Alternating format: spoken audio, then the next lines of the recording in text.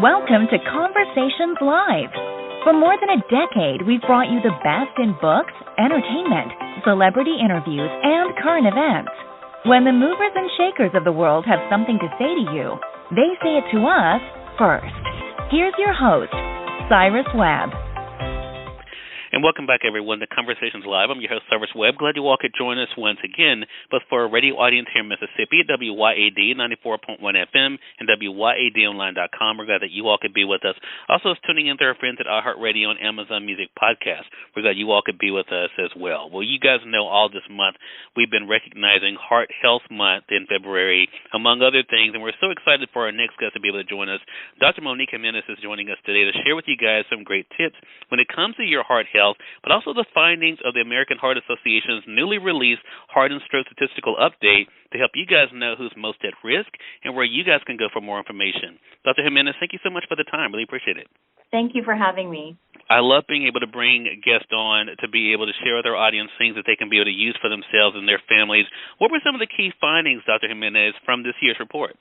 Thank you. The 2022 AHA statistical report shows us that cardiovascular disease remains the number one killer of women in the United States.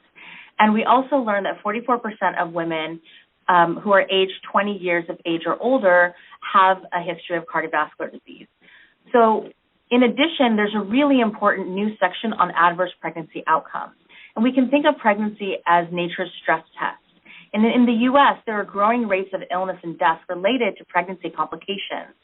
And the majority of these are due to cardiovascular disease. And this includes hypertensive disorders of pregnancy and gestational diabetes. Dr. Jimenez, there will be some of our audience, especially here on the radio side of Mississippi, that may be surprised about those stats, especially when it comes to women. Why is cardiovascular disease still the number one killer of women? The reality is that cardiovascular disease can impact any woman at any age and at any time in her life. And it also impacts certain women more than others and in different ways. So, for example, the overall maternal mortality rate in the United States has increased by over 140% in the past 30 years. And we also know that Black women have the highest rates of maternal mortality and also of hypertensive disorders of pregnancy. So some key risk factors that could impact a woman's cardiovascular risk are the awareness of cardiovascular disease as a risk factor for women's health.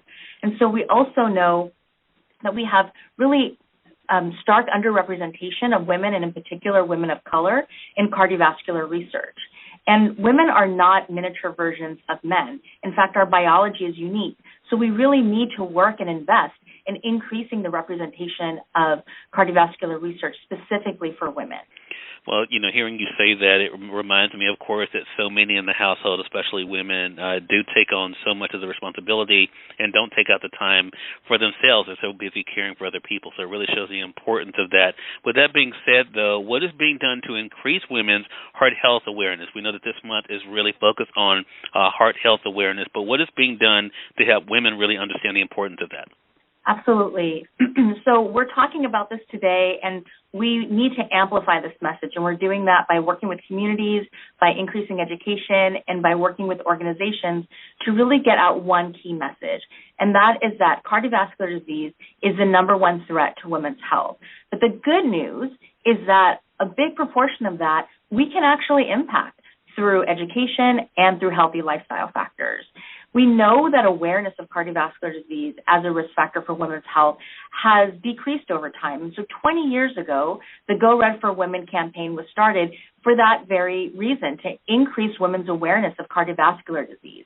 And so we need to amplify these messages also so that women understand that there are unique aspects of a woman's life that can impact their risk of cardiovascular disease, like pregnancy or menopause.